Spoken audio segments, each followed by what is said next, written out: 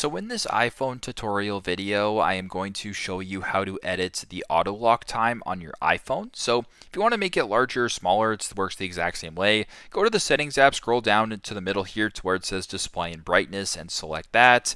Then scroll down a little bit more to where it says auto lock and then select that.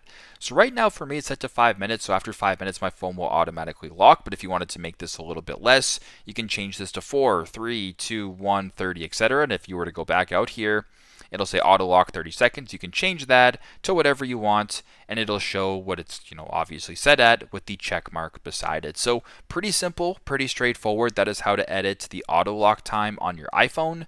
Thanks again for watching, and I hope this video helps.